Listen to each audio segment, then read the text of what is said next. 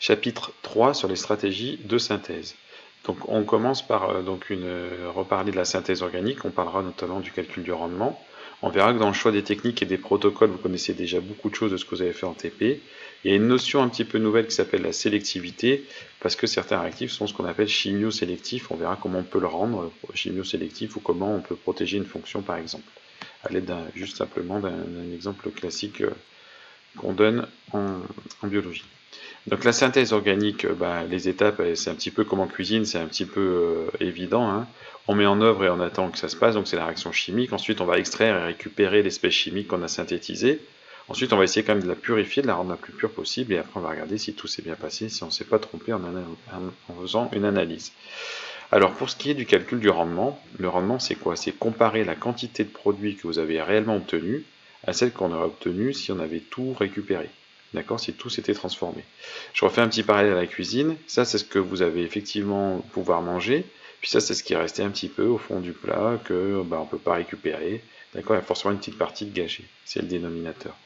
Donc le rendement se calculera aussi à partir des masses, puisque la quantité de matière, c'est la masse sur la masse molaire. On peut trouver la même formule avec la masse au numérateur, la masse au dénumérateur. La masse de produit expérimentalement obtenue sur la masse de produit théoriquement obtenue. Pour ce qui est des choix des techniques, il n'y a pas spécialement de choses, vous allez voir, nouvelles, hein. Les paramètres expérimentaux, donc, c'est effectivement tout ce qu'on va mettre en œuvre pour que tout se passe bien. D'accord? Quel solvant on prend, à quel pH, le catalyseur pour aller plus vite, à quelle température, durée de la réaction. On va essayer d'adapter tout ça à la réaction qu'on étudie pour que ça soit, par exemple, on peut imaginer le moins polluant possible, hein, le plus de rendement possible, tout dépendra, le plus rapide possible, tout dépendra de ce qu'on cherche à obtenir et à faire. Alors pour les espèces qui interviennent, hein, on revient sur la même notion, on va toujours essayer d'avoir le maximum de produits, donc un rendement le plus grand possible et sans perte, et puis sans pollution la plupart du temps. Donc là, c'est la recherche des conditions stoichiométriques qui va souvent être prédominante.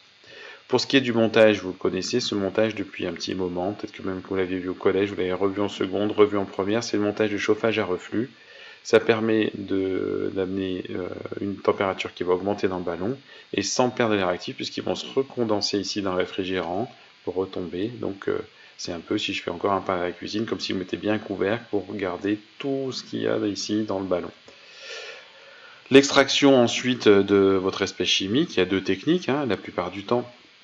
Vous allez extraire par solvant quand c'est des liquides ou recristalliser s'il y a bien des différences de température de cristallisation pour le solide qu'on veut obtenir, pour l'espèce chimique qu'on veut obtenir. Donc là, cristallisation, c'est qu'il y a un solide qui va apparaître, hein, dans le milieu réactionnel quand on va refroidir par exemple. Mais la plupart du temps, on veut éliminer un liquide par évaporation du solvant. On peut ensuite filtrer pour si on veut séparer le solide qui a cristallisé du liquide. On va sécher une phase organique aussi avec du sulfate de magnésium, hein, ça permettra d'enlever les dernières traces d'eau. Voilà, ces techniques, soit vous les avez vues, soit elles paraissent un petit peu évidentes selon ce qu'on veut synthétiser. Pour purifier, là on connaît déjà des techniques. Donc on veut éliminer les impuretés dans le produit, hein. On veut le produit le plus pur possible. Et on peut distiller si c'est des liquides. Ça c'est aussi, on peut faire une distillation, on va séparer deux liquides miscibles avec une distillation. Et on peut recristalliser si c'est un solide. On va le redissoudre et le faire purifier tout doucement, sans agiter pour que les impuretés elles se retrouvent dans le solvant et puis dans le solide qui recristallise. Un peu comme des cristaux très purs qu'on obtiendrait, des cristaux de neige, voilà, de temps en temps qui sont très purs et très jolis. Pour analyser, on connaissait aussi toutes les techniques, hein, les techniques d'analyse, chromatographie sur couche mince, les grandeurs physiques et les méthodes spectrales d'analyse que vous avez vues cette année dans les premiers chapitres de chimie. Alors pour ce qui est de la sélectivité, c'est pas très compliqué en fait, hein, si cette notion est nouvelle, elle n'est pas forcément compliqué. Le réactif il est chimio-sélectif s'il ne réagit qu'avec un groupe spécifique d'atomes. D'accord, il ne va pas réagir partout. Donc comment on peut le rendre chimio-sélectif? En fait, on peut souvent protéger une fonction. Regardez dans le cas de la synthèse peptidique, hein, la synthèse peptidique, on pourrait imaginer deux zones, on va dire, de réaction. Une zone ici amine, NH2, et une zone ici acide carboxylique.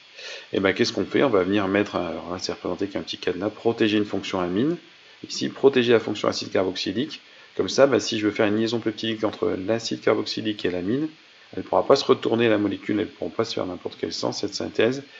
Comme là c'est verrouillé, il n'y a qu'au milieu que ça peut réagir, alors qu'en réalité j'aurais pu faire réagir les deux fonctions ici qui étaient, vous avez vu, sur le côté. Donc vous avez, pardon, du coup, la synthèse qui est exactement celle que vous voulez obtenir. Merci à tous et bon courage.